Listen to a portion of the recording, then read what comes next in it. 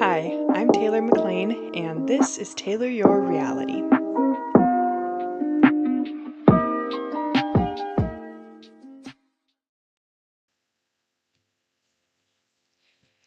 In a world that feels unfamiliar, loud, divided, and downright heavy, I created Taylor Your Reality because I need space to breathe, reflect, and expand. And I'm willing to bet I am not the only one. This is a podcast about seeing clearly through the fog and giving ourselves permission to actually feel what's going on. Because I don't know about y'all, but I am not planning on carrying the trauma of the 2020s with me for the rest of my life. Having emotions is not a flaw. They're intelligence. Our feelings are signals, and learning what they're trying to tell us helps us grow.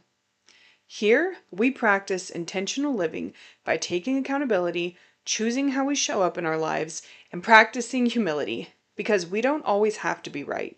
Sometimes, we just need to think. Welcome to Taylor Your Reality. I'm your host, Taylor.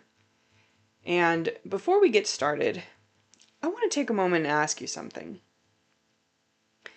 Are you tired of having fake conversations? Of influencers chasing the next trend just to grab your attention?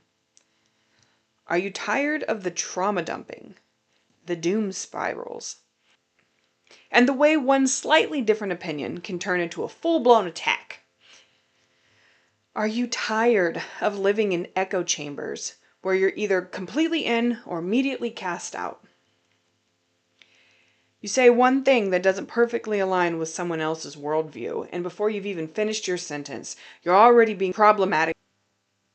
Just some keyboard warrior on the other side of the internet spewing hate at you like you're not even a real person. Sometimes it feels like we don't even see each other as human beings anymore. We're just reflections, projections, avatars. This is a space where we can say, yeah, this is hard. Being human in today's world is hard. We're facing challenges that no generation before us could have fully prepared us for. Our pain, our struggles, our overwhelm, they are valid. But at what point do we... I think it's important that we take a moment and really acknowledge this, that we're not crazy. We're struggling, and it's valid. But at some point, I think we also need to take a step back and reclaim our future, especially those of us who are young. I'm not coming of age anymore. I'm not a teenager. I'm not in my 20s, but I am in my early 30s. And I have more time ahead of me than I have behind me. And sometimes that feels really scary. It's scary thinking about, my future with my husband and all these things I want to do with him and wondering if we'll ever get to do it. Will we get to have a family? Will we get to own a home? Are we going to get to travel? Will it be safe for us? What kind of a career are we going to get to have? What is our life going to look like? But here's the truth that I've had to reckon with. My future and your future have not been written yet. We are writing it every single day by how we show up, by how we think, by how we treat ourselves, and how we treat each other. This podcast is about stepping out of the chaos, not pretending everything is fine, but thinking more clearly and living more intentionally, because the times that we are being presented with demand it from us. So who am I? Well, I'm your host, and I want to be very clear about something. I am not here to tell you what to think. I'm here to encourage you to think for yourself. If I say something that doesn't sit right with you, you can challenge me. I'm okay with that. If I get something wrong, call me out. I will take accountability if I am wrong. And I care about dialogue more than having a debate. This is not about me coming on here and being some self-proclaimed guru that has it all figured out, has all the answers. Absolutely not, baby. I'm living through the times too. I'm here with you. I'm right here. And I want to learn. I want to grow. And I want to have a bright future. One day, this is going to pass. The times will pass, and something new will be here. And what if the future is more amazing than we could have ever dreamt of? What if all of this negativity and doomsday is just an illusion to distract us from all the incredible things that are coming about during this day and age? What if we focus on that and we allow the negativity to play itself out? We allow these systems to crumble. We allow we just allow things to work itself out because nature is inevitable. I'm just a normal person who had quite the spiritual awakening in 2019, and it hasn't really stopped since then. I am a wife, I'm a daughter and a sister and an auntie, I'm a friend, I have a day job, I'm the girl in line at the grocery store, I'm the person in the car in front of you, I'm that person's whose TikTok you left that mean comment on. I'm just out here trying to make sense of this world like everybody else.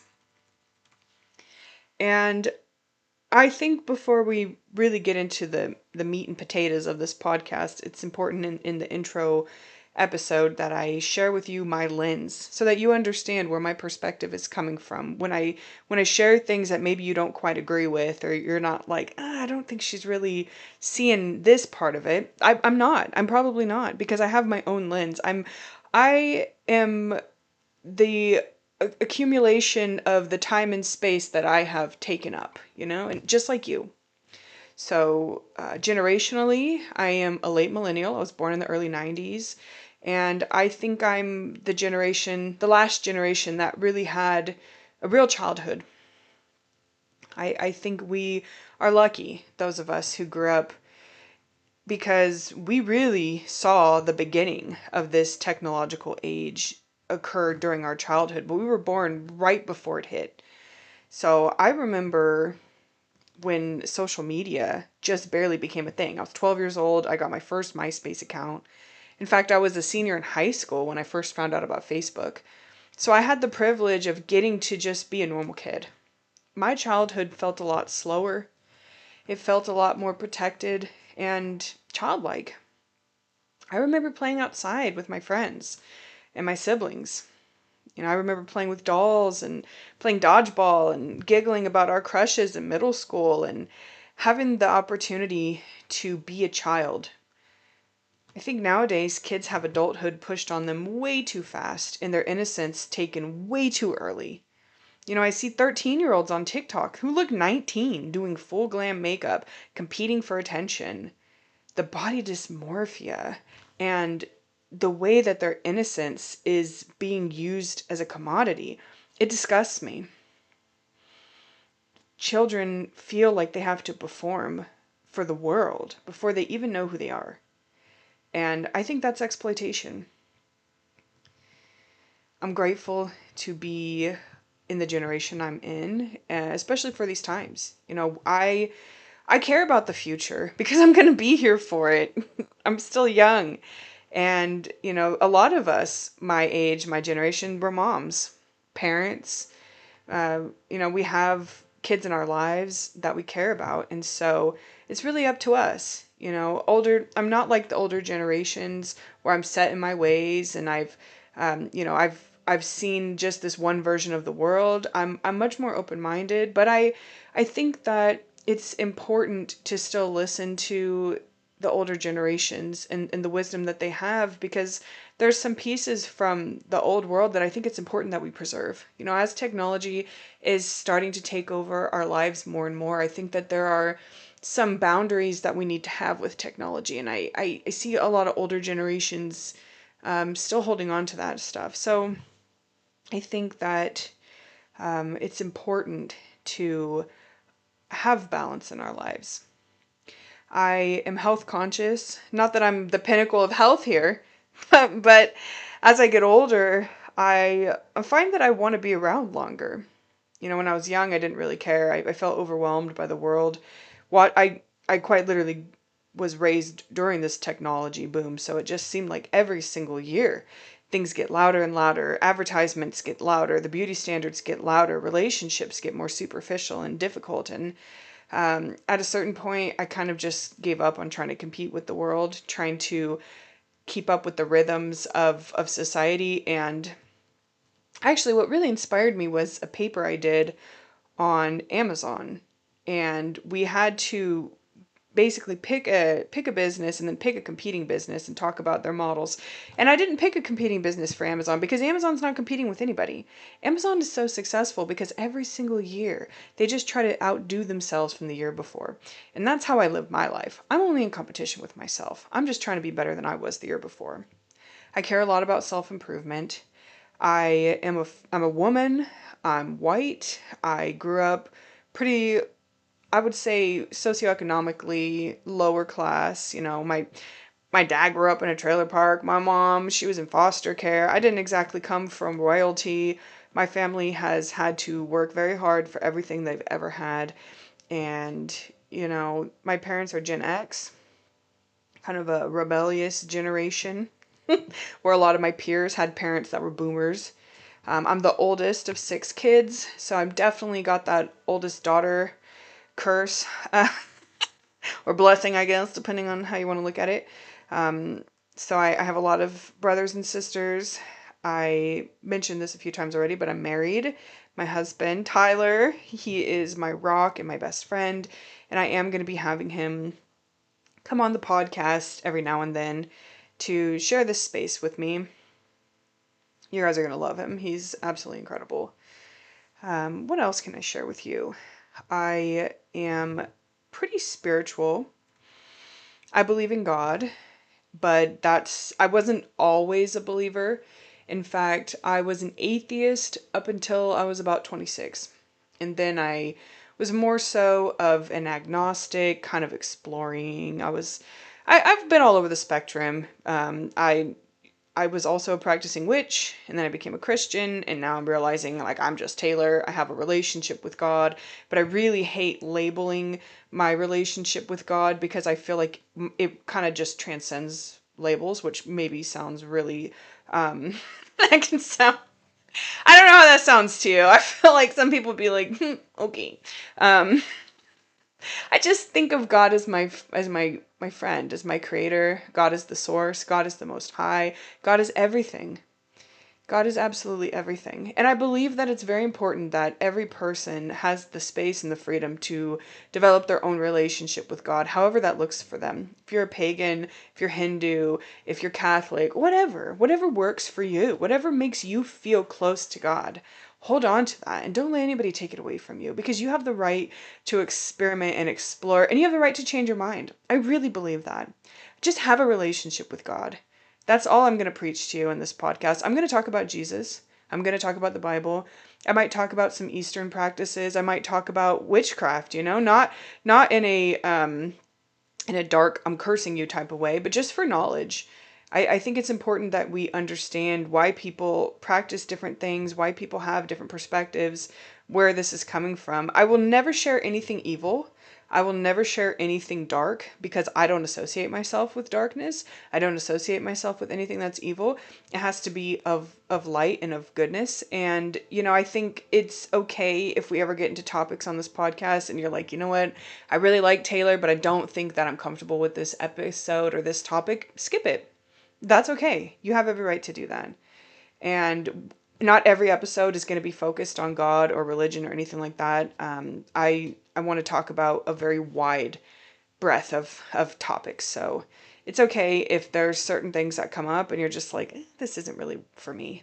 That's okay. I have a personal relationship with God, and it's mine. So I'm going to talk about it. I'm going to talk about God. I'm going to talk about the Jesus. I'm going to about the Jesus. I'm going to talk about Jesus. I'm going to talk about the Bible sometimes, but this is not a Christian podcast. I had a really big coming to Jesus moment about 3 years ago, and it was a huge part of my life, and it really changed my life. And but I'm not happy with the church. I feel very hurt by the church. I feel like I was exploited by the church, and I think a lot of us have that kind of religious trauma. So we are going to talk about religious trauma. We're going to talk about who Jesus really was, and I want to keep this human.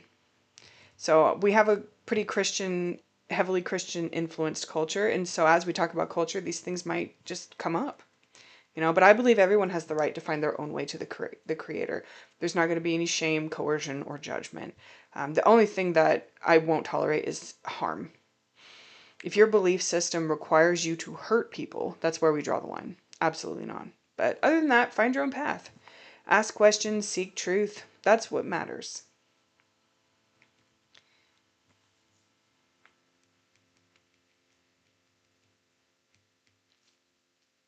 So, a couple things that I really stand for and are important to me: personal responsibility and accountability.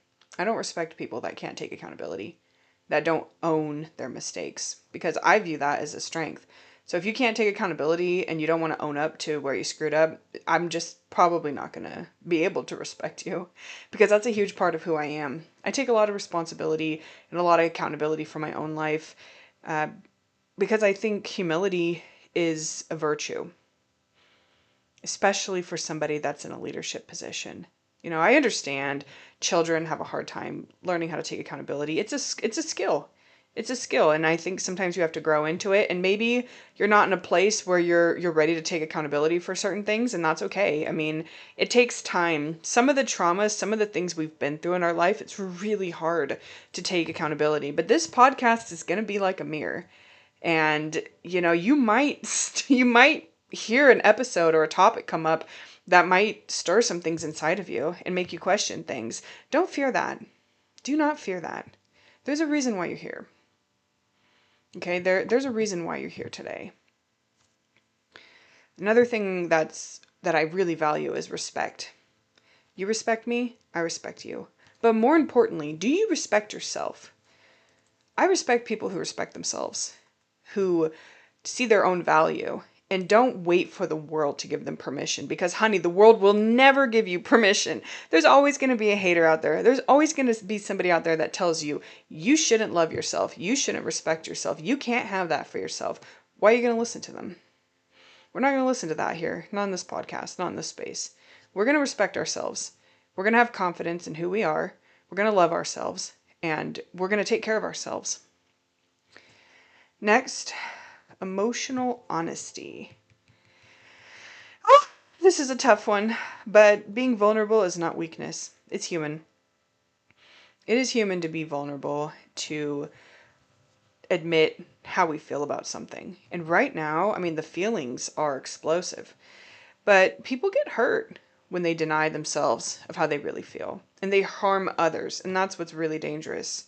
I mean, children have been victims of their caregivers' emotions that they never learned to regulate for generations. And I see millennials and some Gen Zs as well, who are parents now, who don't want to take their emotions out on their children. They're aware that this is a problem, but they don't know how to really regulate on their own. I see like self-help books and podcasts and all this stuff are so popular right now for a reason, because we're trying to figure out a new way of doing things. There's a lot of concepts that are going to come up on this podcast that openly as a society we don't talk about, and I'm aware of that, and I want to be mindful of that as we go forward. So I'm just telling you now up front, some of this might make you uncomfortable. Holding up a mirror to ourselves is uncomfortable, and I will just keep repeating that. Compassion is important to me, but not with like denial of reality. I care about people, and I'm honest with them. I'm not a people pleaser. I used to be for a long time, but I'm retired. I don't have the capacity to people please anymore. I find that people pleasing comes at a cost to myself, and that's by people pleasing, I'm not respecting myself.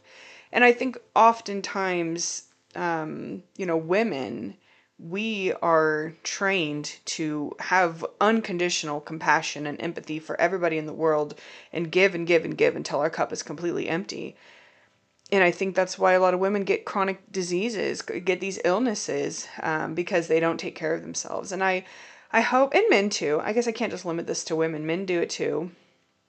I think it's important that us us newer generations, and maybe even the older generations who are chiming in out of curiosity and wisdom, and want to grow and have a better quality of life in this new world, you guys are welcome as well. I just love to learn, and I think you can't truly be right unless you're willing to be wrong. So yeah, that's a little bit about me.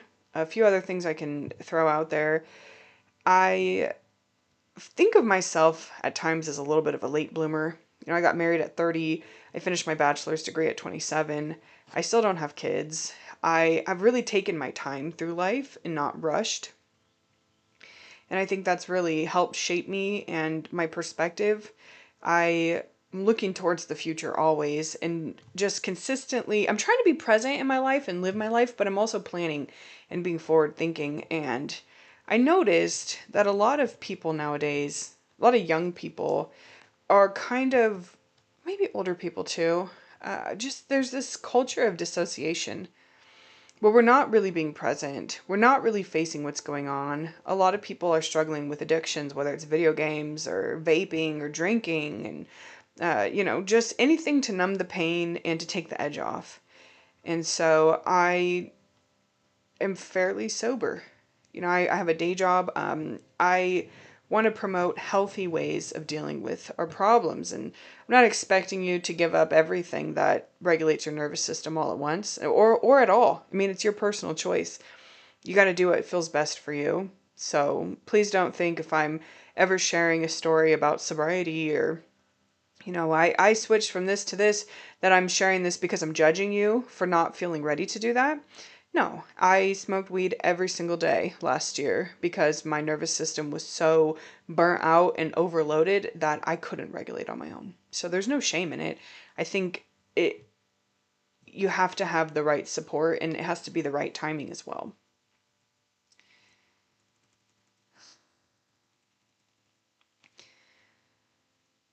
On this show, we are going to keep it real. I love to laugh, even at the dark stuff, but I take life seriously. So if you're tired of if you're tired of the noise, if you're tired of the doom spirals, and you're ready to think a little deeper, well, you might be in the right place.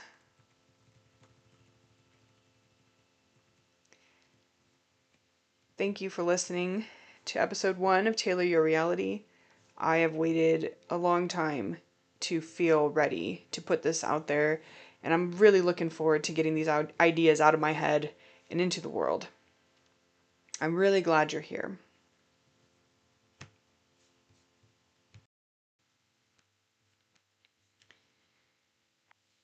We have crossed a line, and there's no going back. We're living through the death of the old world and the birth of something new. And so right now, we are right in the transition. And the echoes of the past, the things our ancestors lived through, they are being repeated. We are living through at least 4 major eras at the same time, and that's why this moment just feels so intense and disorienting and heavy. So I'm going to take a second and talk about these 4 different eras, how they rhyme with the past, and hopefully validate some of the things that you're struggling with right now, because these are not easy times. So, Era 1, Global Economic Transformation, the echoes of the Great Depression of the 1930s. We are living through a global economic transformation marked by housing instability, inflation, and a rapidly changing job market. During the Great Depression, which took place between 1929 and 1939, families faced mass unemployment, financial insecurity, and visible poverty, including Hoovervilles, also known as shanty towns, across U.S. cities. People stood in bread lines and wondered if work would ever return. Today, we see many different forms of that same instability. skyrocketing housing costs, wage stagnation for many, and a job market reshaped by technology and automation. The difference is we're carrying this while everything else in society is also shaking. And before I move on to the second era, I just want to capture a few things. So, the shanty towns during the Great Depression are very similar to the tent cities that we're seeing now. I'm from California, lots of tent cities in California. Now I live in Washington and I go to Oregon at least once a month, and there's still tent cities up here as well. So, at least along the West Coast, and I'm assuming other parts of America, there's tent cities. People are living on the side of highways, they're living in shacks, makeshift shacks, because they have nowhere else to go. They can't afford housing. A lot of young people are delaying moving out of their family homes because they can't afford their own housing. They're staying at home, they're delaying marriage, they're delaying having children because they don't have stability. Since COVID, a lot of people have lost their jobs. Since, the introduction of AI, people are losing their jobs. And it's scary. Just like in the Great Depression, people are having to learn how to get by with much less. So that second era, the technological revolution is comparable to the Industrial Revolution of the late 1700s and early 1800s. We are living through what many scholars describe as a new technological revolution, driven by AI, automation, and algorithms that shape how we think, work, relate, and even perceive reality. During the Industrial Revolution, machines replaced many forms of manual labor, upending daily life, work, and community structures. Entire industries disappeared while new ones emerged. And I'd like to pause for a second and also say that the Industrial Revolution didn't happen at the same pace in the same place throughout the world. It happened in pockets, and eventually it made its way across the globe. And I think that the same will happen during the technological revolution. We'll see spaces where technology advances super rapid and people seem like they're living in the future. And then there's going to be other spaces that are behind and haven't quite got with the times. But eventually, everywhere will evolve. Today, this shift feels even deeper because instead of humans operating machines, machines are increasingly operating on their own.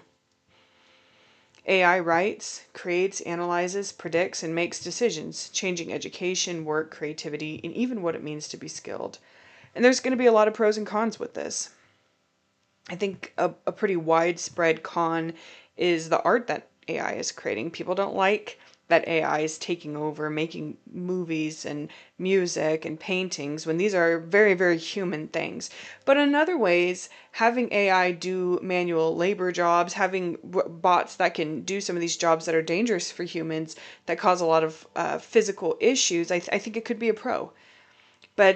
And then on the other hand, the con to that, what about the people that do those jobs? Where are they going to fit into society? There's a lot of what ifs and a lot of questions, and people that lived through the Industrial Revolution, they wrestled with very similar things. When you own a farm and you make your livelihood based off of manual labor, of using, donkeys and horses to till your fields, and hiring, your family members to come and work on the farm. And when that's your way of life and suddenly they're introducing tractors and factories that do the same thing, the people of that time period also struggled and wondered what they would be leaving behind for their children, and how they were going to make their way in the modern day of the time. So era 3, deep social and cultural fragmentation, echoes of the 1960s civil rights era. We are experiencing intense polarization, identity conflicts, and a breakdown of shared reality. In the 1960s, societies wrestled with who has power, who belongs, and what justice means. It was a major social reckoning. By the way, there are people alive today who experienced the social division of the 1960s. We are facing similar struggles, but across multiple different fronts at once. This time it's race, gender, class, politics, sexuality, truth itself, all while being magnified to the 1000th degree by technology. that division and that outrage, it's more intense for our generation just because it's all happening at once and it's everywhere. There's no avoiding it. Now, I wasn't there for the 1960s, so I'm speculating a little bit here, but I imagine that the people of that time period didn't have quite as much knowledge and awareness and exposure to this fragmentation and division as we do now.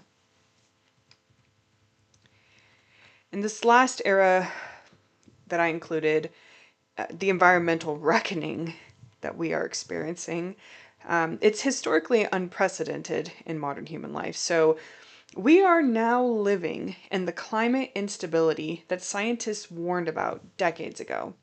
But unlike other eras, this one has no clean modern historical parallel.